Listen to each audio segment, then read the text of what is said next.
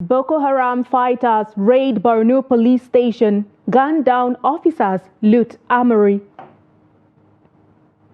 Building collapse kills 3 as violence on arson rock Jigawa State.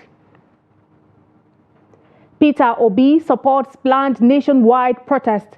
Governor Alex Oti opposes.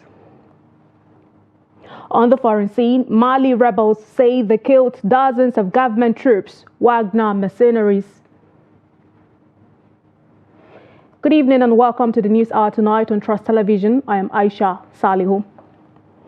Suspected Boko Haram terrorists have attacked Jakana police station in Konduga local government area of Benue State, killing policeman and a woman while cutting away arms and ammunition. According to security sources, the insurgents also set ablaze 2 patrol vehicles and a motorcycle. Reports say the attackers, who took the security operatives by surprise, arrived at the police station around 1 a.m. and engaged in a gun duel with the officers until 3 a.m. They overpowered them and gained access into the police station and looted arms and ammunition and destroyed 2 patrol vehicles. Chairman of Konduga local government area, Abbas Ali Abari, confirmed the attack, promising to provide details as soon as he gets them. Benue Police Command is yet to speak on the attack.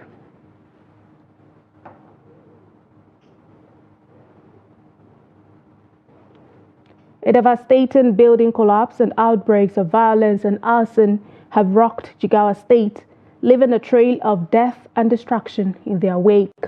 According to a press release signed by the Police Public Relations Officer, Jigawa State Command, DSP Lawan Shisu Adam, a building collapse resulted in 3 fatalities and 4 injuries. In a separate incident, a suspected case of cattle rustling sparked a violent disturbance in the villages of Meikambo and Balalashe Garki local government area, leading to the burning of 5 houses and injuries to 6 people. The police command has arrested 2 suspects in connection with the violence and is working to restore order in the affected areas. In a bid to prevent further breakdowns of law and order, the command has called on individuals planning to organize protests or gatherings from August 1st to submit their itinerary. The incidents have raised concerns about public safety and security in the state, with many calling for increased measures to prevent such tragedies from occurring in the future. Governor Hyacinth Alia of Benue State has blamed the insecurity bedeviling Sankera region of the state on unnamed Abuja politicians, who he alleged are sponsoring the outlaws to kill their own people. Alia also called on unions, groups and individuals intending to join the planned August 1st, 2024 planned protest across the country to shelve the idea and instead bring forth their demands for government to look into them. He spoke to journalists on Sunday shortly after Mass at the Chapel of Grace in Government House, Makurdi. The governor said Benue residents would not be participating in the demonstration by unidentified groups across the country who are citing hardship and bad governance as the reason for their protest. He said it was imperative for the planned protest to be shelved in the state, considering the fragile security in Sankera axis. Meanwhile, presidential candidate of the Labour Party in the last year's general elections, Peter Obi, has thrown his weight behind the planned nationwide protest over the current economic hardship. Some youth are planning a nationwide protest between August 1 and 15 against the rising cost of living and economic hardship. Speaking on Sunday after a meeting with Governor Alex Oti of Abia State, Obi said protesters must carry out the act within the ambit of the law. He also charged security agencies to be law-abiding, saying protest is allowed globally. The former Anambra governor said within the Nigerian constitution, protest is allowed. He said all he pleaded for is that those who are protesting to do so within the law and in a civil manner that allows us as a nation to show that will live within the law. Meanwhile, Alex Oti of Abia State has rejected the position of the presidential candidate of the Labour Party in last year's general elections, Peter Obi, regarding the planned nationwide protests. Obi, while speaking during a courtesy visit to Alex Oti at his country home in Mvosi, Isialangwa South local government area, backed the planned protest. But Oti, who is the only governor in Labour Party, tackled Obi, saying the bad governance people are currently complaining about the previous administrations. He emphasized that protesting without police approval is illegal. With few days left to the controversial #EndBadGovernance protest, senior government officials continue to advocate for dialogue with sections of the populace, lamenting the difficulties they face due to the twin policies of petrol subsidy removal and unification of the exchange rate. The top government functionaries maintain that the faceless nature of the protest has continued to worry the federal government for fears of the protest getting hijacked or getting marred by violence. We'll bring you details of this report soon. The Plateau State Police Command on Sunday arrested one Suleiman Yakubu for calling on residents in the state to burn down police stations, military barracks and business areas in the state during the nationwide protest planned in Nigeria, scheduled to hold August 1st. The suspect, who made the call on his TikTok handle that went viral, called on residents in the state to test the ground on Monday before the D-Day. Speaking after his arrest, Yakubu admitted that he posted on TikTok that people should come out for protest on Monday while calling for the burning of filling stations and markets. He said he, however, deleted the video after his friend called him, saying his post could implicate him. Residents of Kayarda village in Takai local government area of Kano State are currently living in a state of uncertainty and fear as the only road that links their village is not motorable. Kayarda, about 120 kilometers away from Kano metropolis, is the last of one village on a string of 7 villages towards the borders of Kano with Benue State. Trustee Salim Umar, who visited the village, reports that due to the bad conditions of the road, the people of Kayarda have been cut off from basic amenities for decades. The report. Passing through these villages, the road has been in a state of dilapidation, which subjects the road users to always suffer.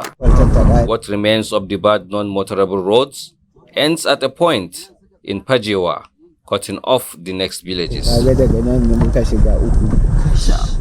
Residents in this area are lamenting that they have been yearning for the road to be extended for decades, as the situation leads to loss of lives and properties.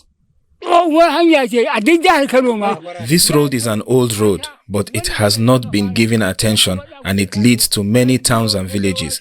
Speaking about the situation, the lead coordinator, Southern Take Development Forum, Saleh Alhaji Mikaela, said while they keep reaching out to the authorities concerning what they see as their biggest challenge, their efforts has been in vain.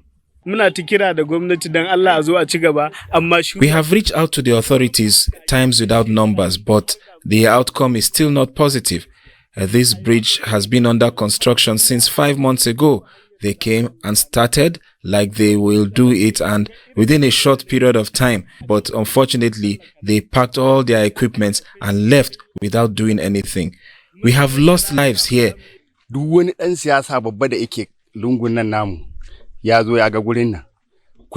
Those in authority have visited this place several times and promised to repair it, but to no avail. The contractors that started work, we don't know what happened. They have packed away. Is it politics they played on us or what? We don't know. We are appealing to all those that are responsible for fixing this place to do so, please. Larry Abdullahi cried out over how the situation is putting them and their children on their toes, especially during rainy season, as they are cut off from accessing healthcare facilities. Muna buƙatar kyakkyawan asibiti. We need a good hospital and our road needs to be repaired. If our children become ill, we have no option than to look at them die or suffer because we have no way to take them to Takai Hospital and there is a bad road which at times it cannot even be used. We really need help. Responding, the interim caretaker committee chairman of Takai local government area, Ibrahim Abdulhadi Falali, revealed that while they are trying their best to address the issue, they are equally disturbed on how it took long to be realized. Wannan hanyar Kano State government ta sata a budget ya kai sau uku. About the road, it was in the budget for 3 times and still it's in the budget. It's going to be constructed up till the boundary with Bauchi State. Last year we are aware the bridge broke, but now that we are in charge, we are following up on it. A contractor has been reached out to. He came here and they started. We are not aware of what happened and they stopped and we inquired about it. We are currently in the process of finding out why it was stopped. While the problem persists, it is believed that the neglect on these villages is connected to their non-representation in governance. Salim Umar Ibrahim, reporting for Trust TV. Lack of evidence by molested persons is one of the factors affecting the fight against gender-based violence whenever such cases occur, especially in the rural areas. According to the expert at a meeting in Kaduna State, lack of evidence make it difficult to take legal actions against culprits. The report. Kaduna State is among the states in Nigeria where cases of gender-based violence are often recorded. According to report, Kaduna State recorded 748 cases of emotional and psychological abuse and 349 cases of physical assault in 2023. This, according to stakeholders, is alarming. It affects their life in so many ways.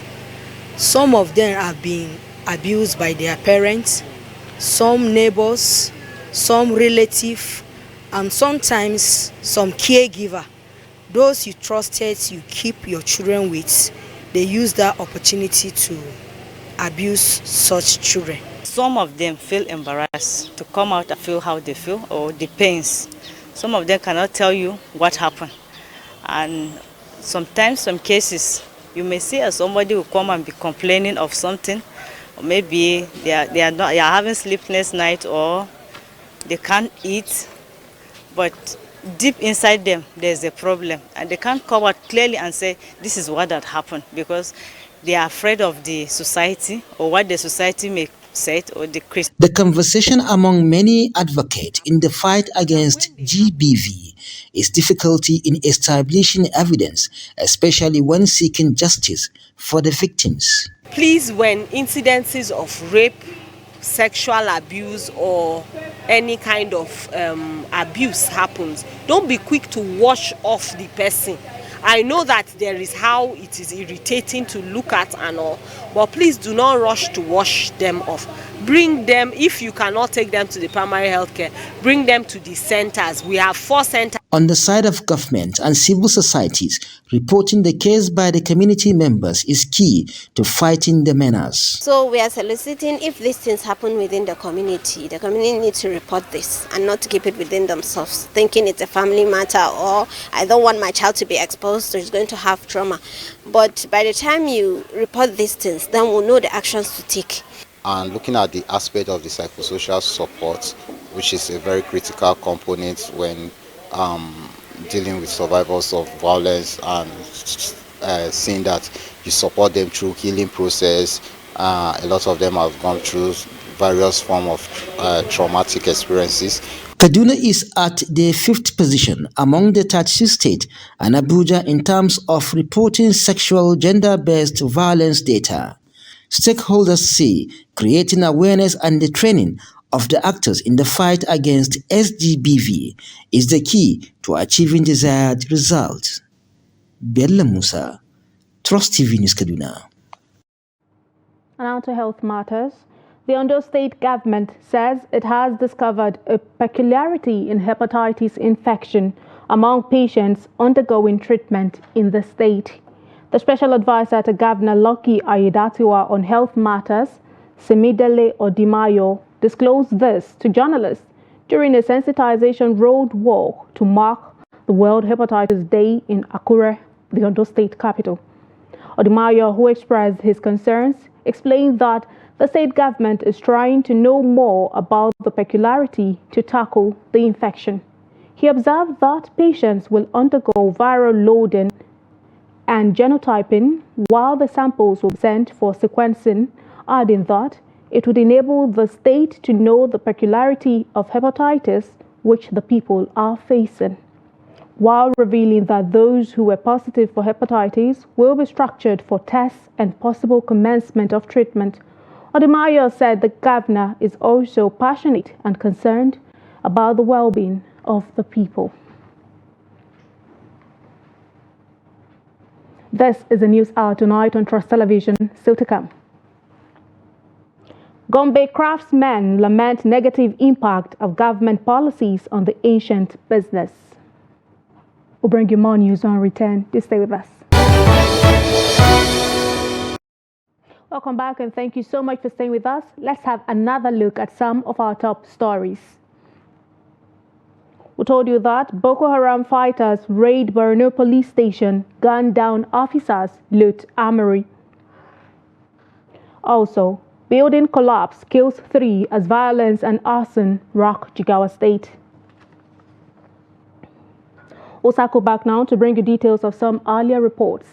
With few days left to the controversial #End Bad Governance protest, senior government officials continue to advocate for dialogue, with sections of the populace lamenting the difficulties they face due to the twin policies of petrol subsidy removal and unification of the exchange rate.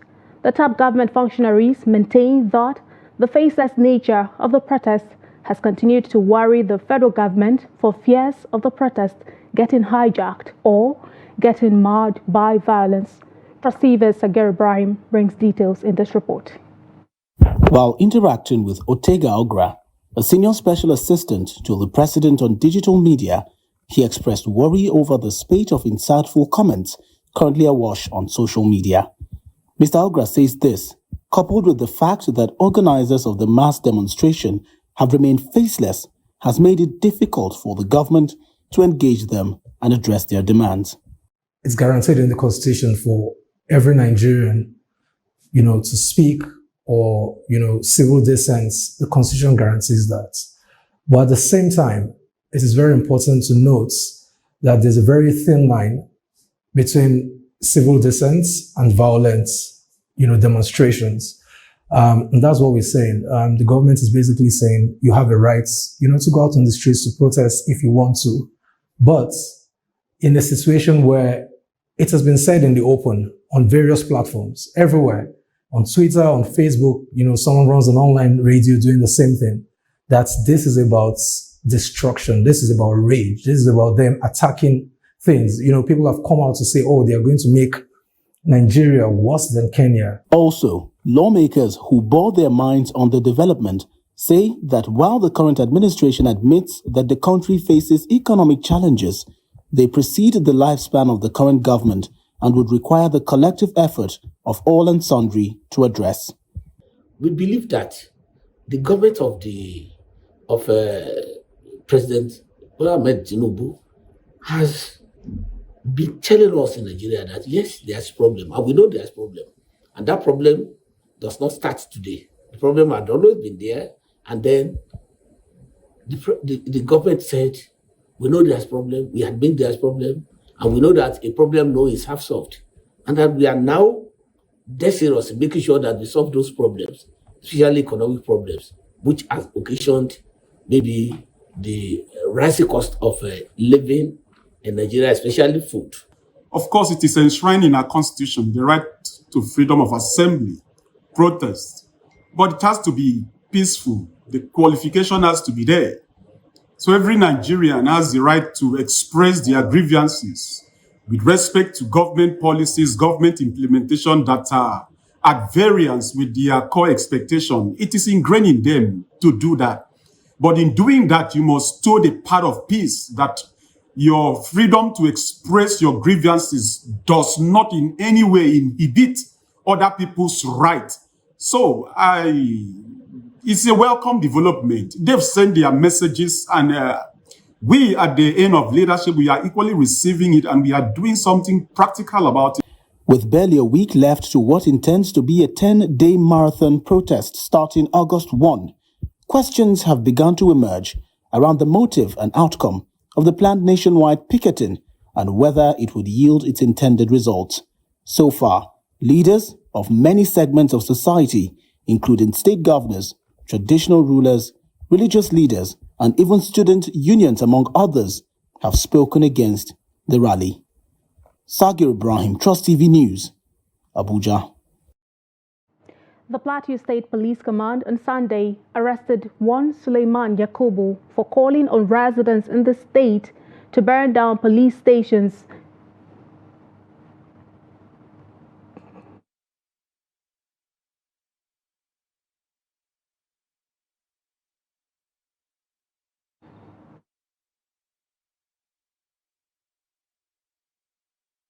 Barracks and business areas in the state during the nationwide planned protest in Nigeria, scheduled to hold August 1st. The suspect, who made the call on his TikTok handle that went viral, called on residents in the state to test the ground on Monday before the D-Day. Speaking after his arrest, Yakubu admitted that he posted on TikTok that people should come out for protest on Monday while calling for the burning of filling stations and markets.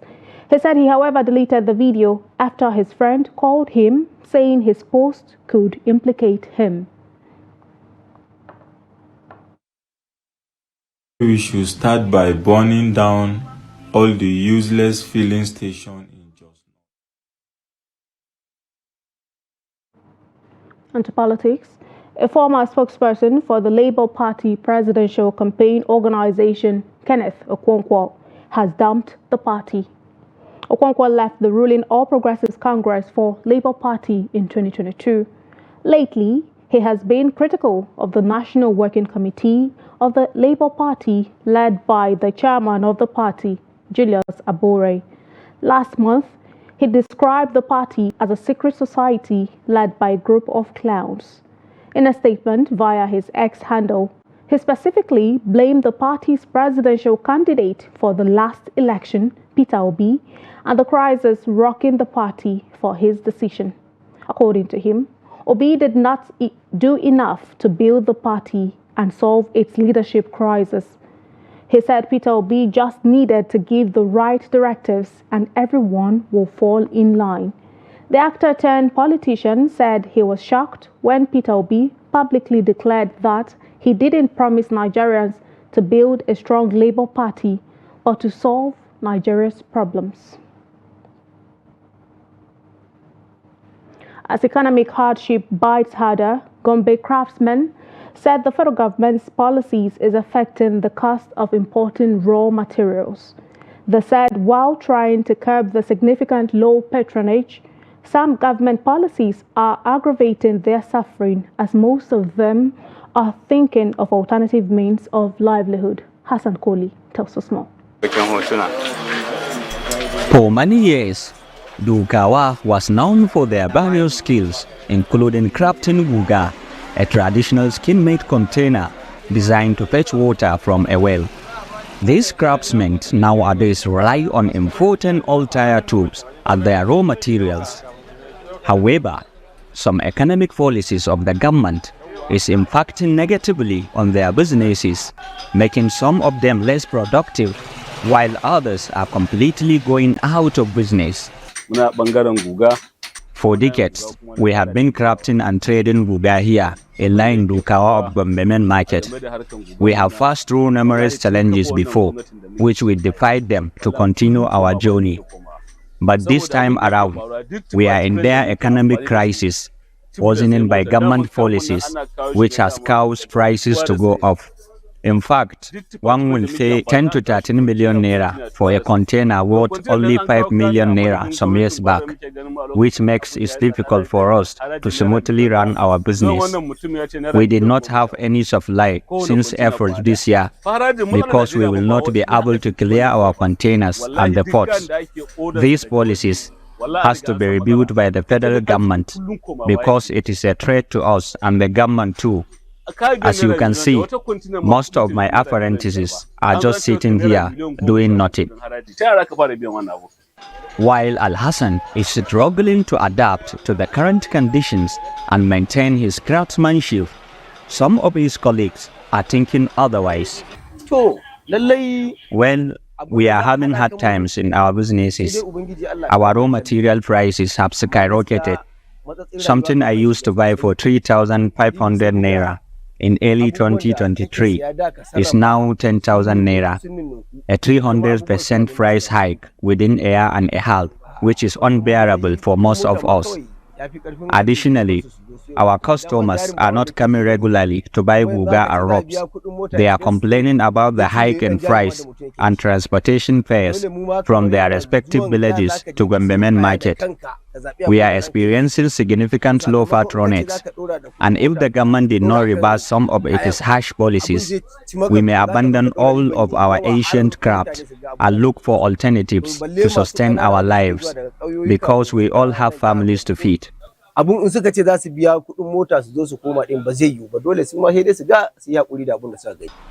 said interventions from government by way of policies adjustment will save their business from going into extinctions. From Gombe, Hassan Poli, reporting for Trust TV. The current economic hardship in the country, the cost of living has become a significant burden for many. The strain on take-home pay and disposable income has led to changes in spending habits, as people in the society have now become more mindful of their expenditures. This has affected restaurants' businesses, as people now prefer to eat in their houses. Victoria Tokolo sent in this report as presented. One key factor is the nature of their jobs. Individuals who work in distant areas such as the Lagos Island often have no choice but to rely on restaurants for their daily meals since they are rarely at home. However, due to the economic downturn in the country, there's a significant decline in restaurants' patronage. This downturn has also adversely affected the restaurant owners who primarily rely on working-class citizens for their livelihood. They don't used to buy like before, especially rice. Rice is not moving at all. Because some people used to bring food from their house come to work. So there's no cease. Everything is too hard. Now something don't cost in the market. No market now. Some people they eat small. Just the way I buy some years ago, 15 naira, 100 naira, 15. 1,000. Many working-class women who previously did not cook their own meals have now started preparing food at home and storing them in the refrigerators and freezers. The trend of ordering food from restaurants has significantly declined. I like to eat restaurant food, especially eba or rice. For I'm buying from restaurants, I buy a plate of food, 500. Now it's 1,500. So I stopped to buy it. Especially rice. The place of rice before is 600, now it's 1,500 or 1,000. I stopped it. That is it. People who buy it on the bulk and store it on their fridge or freezer is one. It depends on the particular place the person or he or she is working anyway. Because some people they work over time. After getting home, you decide, I cannot cook jare. I cannot do all this. I cannot do this. Just when the food that you store there, which is not the best. It's not the best because the food you are storing, you don't know when they cook it. Many of them said the Nigerian economy is tough and the cost of living is very high. To them, the best way to survive is to cut down on unnecessary spending. The Drug Law Enforcement Agency has arrested a 50-year-old businessman, Francis Akajiobi, at the Murtala Mohammed International Airport in Lagos for attempting to smuggle 1.2 kilograms of cocaine to Spain. This was made known in a statement signed by the Director of Media and Advocacy, Femi Babafemi, and shared on the agency's website on Sunday. According to the statement, the drugs were concealed in the soles of his sandals. The 2 parcels of cocaine were concealed in the soles of a pair of black sandals Akajiobi was wearing to board his Royal Maroc Air flight when NLEA operatives intercepted him on Thursday, 25th July 2024. During his preliminary interview, he claimed the consignment was delivered to him at a bar in Port Harcourt, Rivers State, and he was to deliver it to his friend and neighbor in Spain for a fee of 5,000 euros upon successful delivery to the recipient.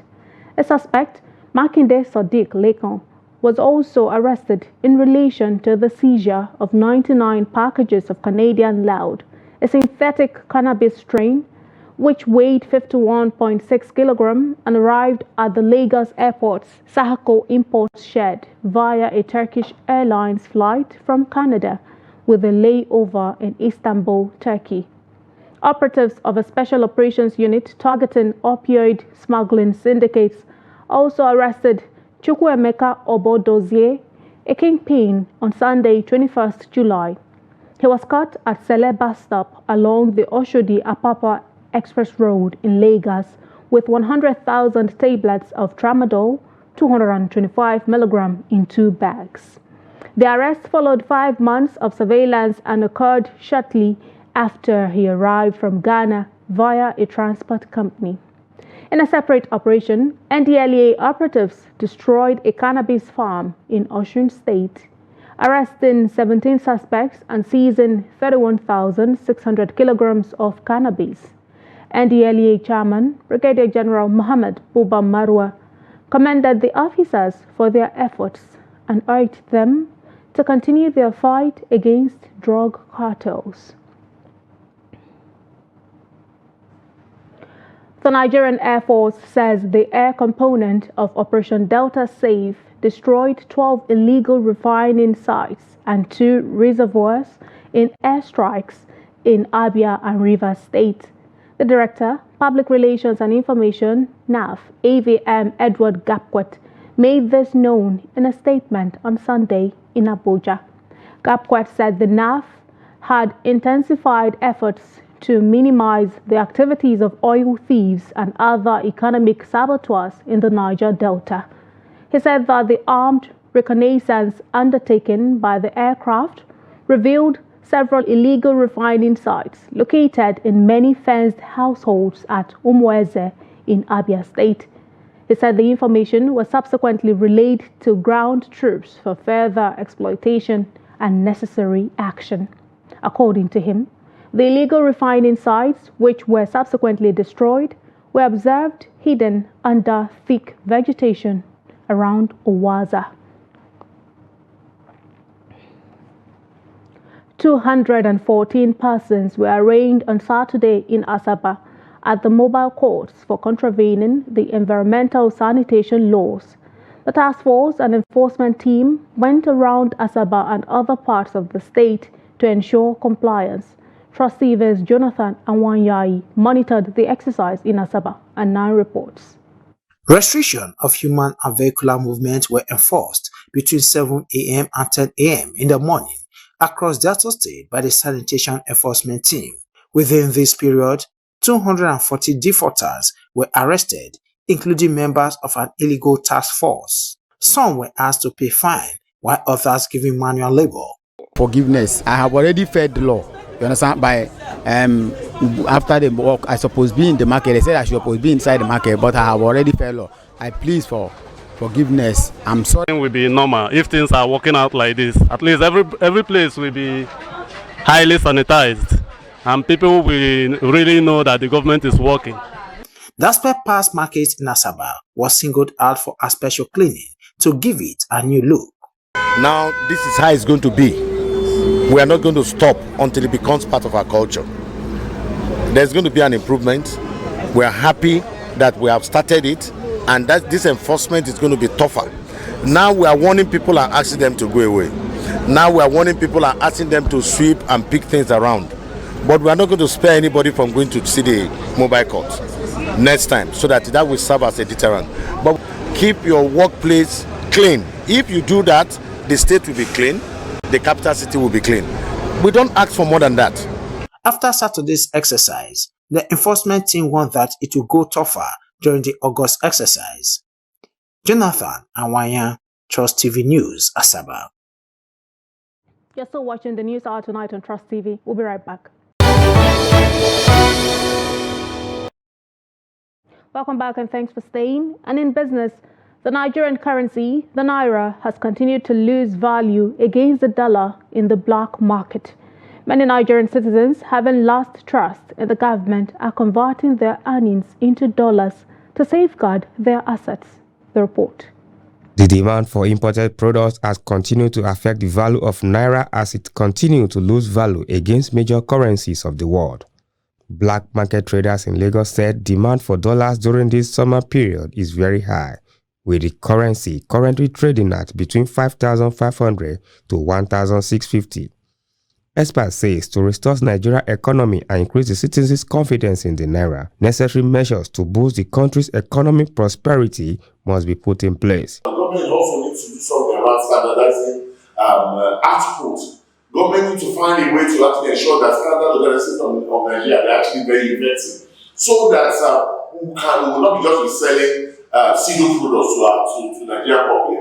Because when the standard organization of Nigeria is actually functioning very well, what it will mean to the economy is that most of the output, most of the products will be able to compete with international products or compete with their competitors globally. Lagos residents said the economy should be de-dollarized.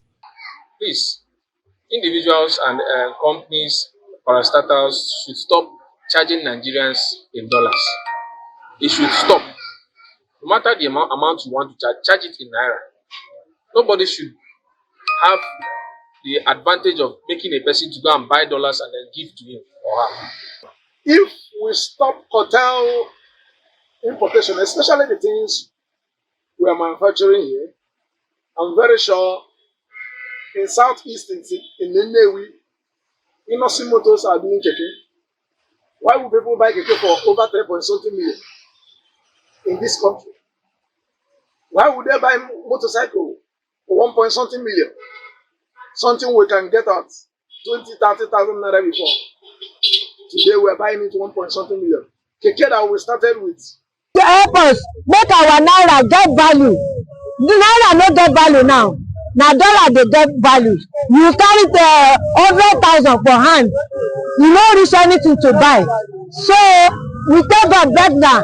Make Nigeria, our Nigeria they suffer now, and now we get fuel, now we get everything. We are suffering. Experts advise Nigerians to cut down on their demands for foreign goods. For their part, they need to have different ways to improve their revenue generating capacity. This is a country that used to produce 2 million barrels oil per day. Currently, we barely can produce about 1.3 million barrels. And when you consider the population then and now, I'm sure our population would have grown by close to 30% when you compare where we were then and where we are currently.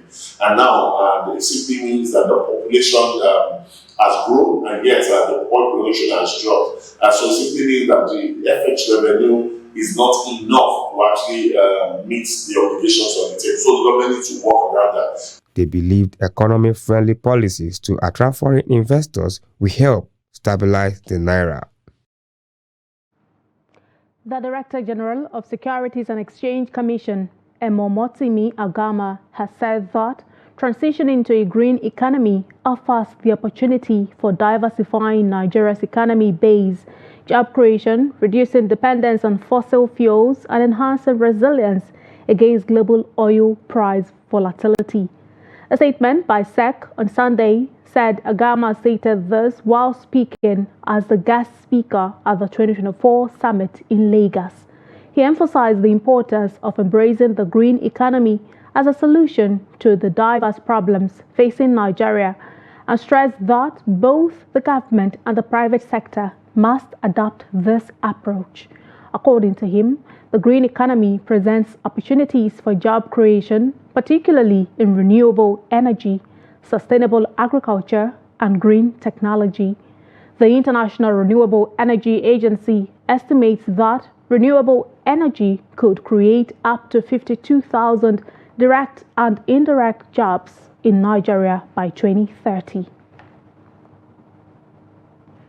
The federal government's earnings from fled gas penalty have increased to 381.59 billion naira between 2020 and the first quarter of 2024. This is coming amidst a revelation by the Minister of State for the Environment, Isiaq Salako, that Nigeria fled 148.7 million standard cubic feet of gas in the first 6 months of 2024, which is about 7% above the level for the same period in 2023. This amount accrued to the government coffers as revenue was indicated in the Central Bank of Nigeria's latest quarterly statistical bulletin for the first quarter of 2024. The World Bank describes gas flaring as the burning of natural gas associated with oil extraction. The government has pledged to effectively achieve the zero flare target by 2030 and net zero carbon emissions by 2060, but that decision remains a far cry from the current situation. And to developments away from Nigeria, Mali's northern Tuareg rebels said they have killed and injured dozens of soldiers and Wagner mercenaries in 2 days of fighting near the Algerian border, after the army said it had lost 2 soldiers but killed some 20 rebels. The rebel movement, the Permanent Strategic Framework for Peace, Security and Development, said in a statement on Saturday that it had seized armored vehicles, trucks and tankers in the fighting at the border town of Tizawatan on Thursday and Friday. The rebel group also said it damaged a helicopter which crashed in the town of Kidal, hundreds of kilometers away. The Malian army said in a statement that 2 soldiers had been killed and 10 injured.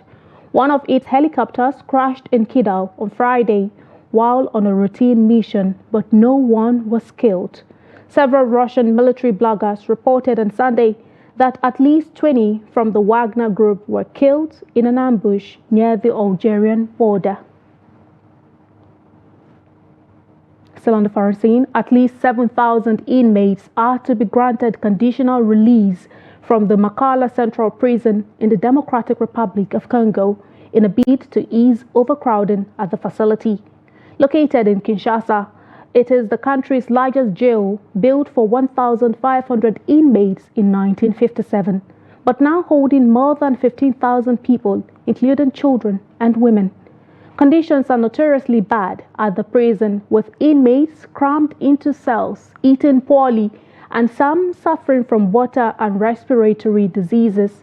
The Justice Minister, Constant Mutamba, on Saturday approved the release of the first 421 people and said prisoners will be released at a rate of 400 a week.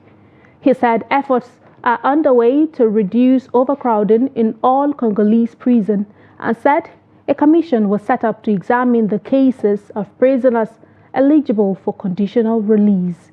Mutamba also ordered the release of those who are sick and minors from Makala Central Prison and has forbidden the admission of new inmates. The aim is to halve the number of prisoners at the facility. And in sports, Nigeria's Super Falcons lost to world champion Spain at 2024 Women's Olympic Football Tournament that handed the Europeans 3 points in Nantes on Sunday.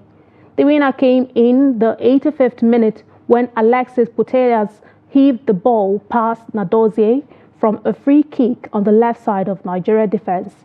Falcons remain pointless in the tournament and must beat Japan on Wednesday to stand any chance of progressing to the quarterfinals. Still in sports, the 6th edition of 5 Stars Premier League has come to an end with 16 teams vying for honors in Abuja. Trust TV's sports correspondent Adeni Ajishafe has more.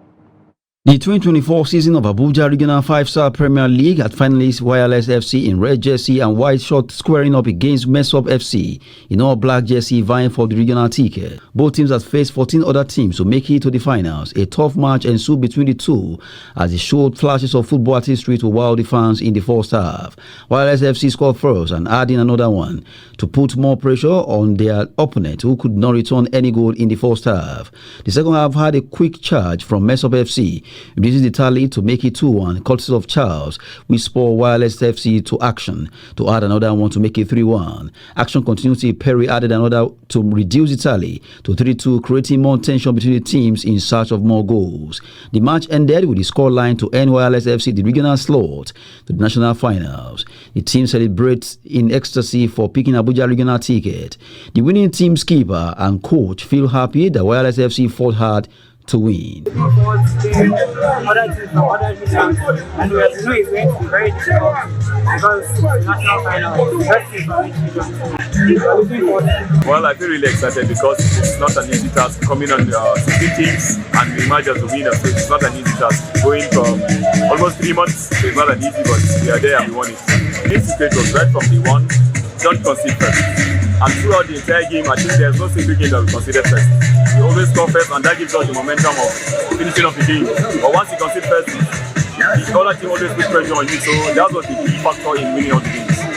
5-star head of operations explained more about the Abuja Regional League. Well, the 5-Star Premier League started on the 15th of June last month, where we had 16 teams competing from Abuja. We saw 8 teams qualifying from both regions because initially it was divided into 2 regions, the Federal Capital Region and the Federal Territory Region. So we brought these teams together, they played each other, and then the best 8 qualified into the next round. From there they proceeded into the semi-final, and here we had a regional final between Wireless FC and Mesop FC, and then we saw Wireless FC taking the lead after a 3-2 win over Mesop FC. Special guest at the final said grassroots football is developing in Nigeria. Boosting the sport at this level, and we need more help from our entrepreneurs, from our government to keep pushing it, because football is Nigeria's sport. Football is Africa's sport, really, and Nigeria should really take a leap and be the main star for football in Africa. And we can really get there with some more help, some more passion from young entrepreneurs like 5 Stars. We can really get there. 2024 5-Star Premier League regional winners from Abuja, Lagos, Ilorin and Kaduna will return to the FCT for the completion of the league's national finals in October. That's Sport News. I'm Adeni Ajishafe.